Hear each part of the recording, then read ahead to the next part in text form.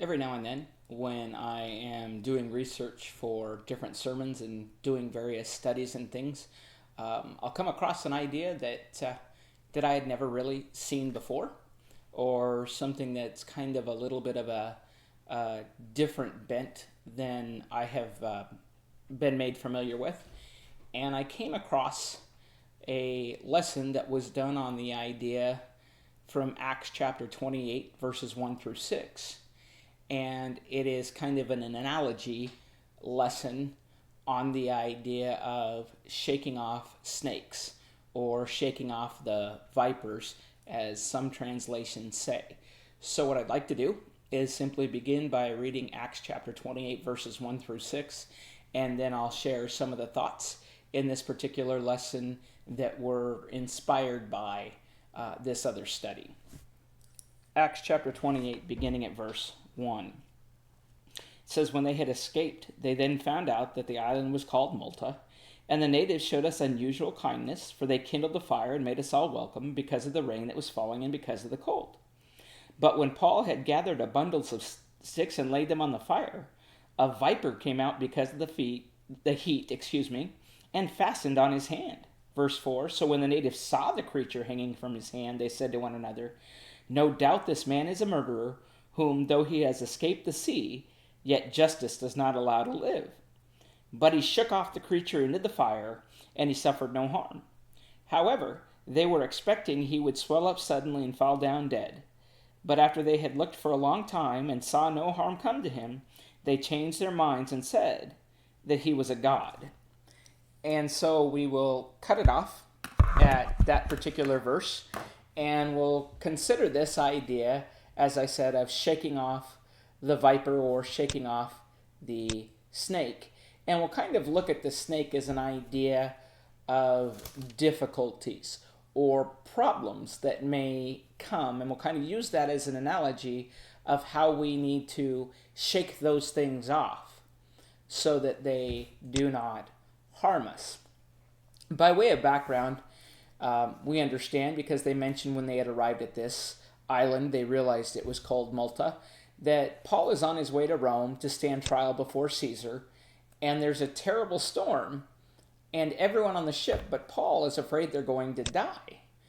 But the Lord sent an angel to comfort Paul and let him know that all the lives on the ship would be spared. So Paul was not fearful of losing his life. The reference for that is in the 27th chapter, in verses 22 through 25. And we do find that the ship gets lost in the storm, but everyone makes it safely ashore. So while the ship still gets destroyed, no one perishes in the storm. Again, verses 41 through 44 of chapter 27, which set us up to where we are now. And so the first idea, or the first thing that we'll look at, is shaking off the viper or snake of crisis. And crisis can be defined as a time of intense difficulty, trouble, or danger. And so the idea of how do we handle that type of situation? What do we do when we come into a crisis, and how can we shake that off? The idea comes from the fact that a viper comes out of the heat and immediately fastens onto Paul's hand. All of a sudden, he's in a time of crisis. You know, the viper can do damage, possible deadly damage. And so we can accept the fact that this is an intense time of trouble or danger for Paul. And the natives assume he is going to lose his life. They figure that for whatever reason, this is Paul's punishment. It says that no doubt this man is a murderer. So their decision is that, oh, he must be a murderer. He must have done something like that. And so this is his punishment. And no doubt he is going to die. And it's important to note that crises come or can come in good times and bad. In this particular case, Paul's crisis arose out of nowhere. He was doing good. He had gone to get wood, and he was trying to throw that on the fire, and so he was basically serving the others on the island. He was actually trying to help to care for them. In similar fashion, in the book of Job and in John chapter 16, the Bible speaks of faithful service to the Lord not being a shield against trouble in our lives. And you're going to have several verses that I can encourage you to go back and read that I won't read for you in this particular presentation, but hopefully you'll take the time to do that. But the point is, just because you're faithful to the Lord, just because you're walking in the light as He expects you to, doesn't mean that difficulties and crisis won't occur. And we need to accept that, and we need to be aware of that, so that when crisis does come, we don't lose our faith.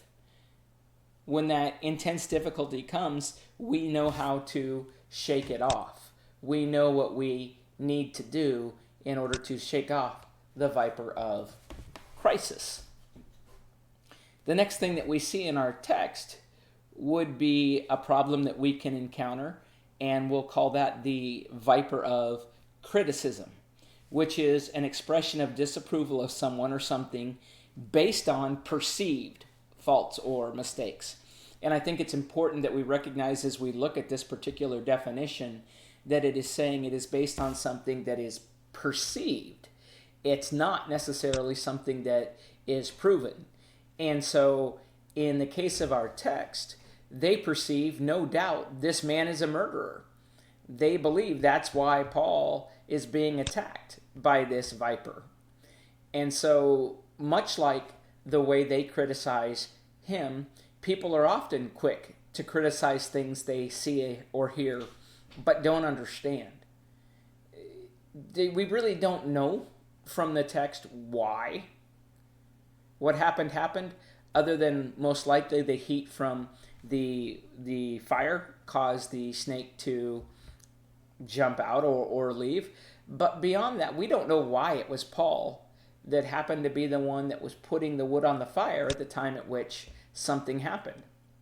When we go back and we look at the Old Testament and we look at Moses and Joshua, they were consistently criticized while trying to lead God's people.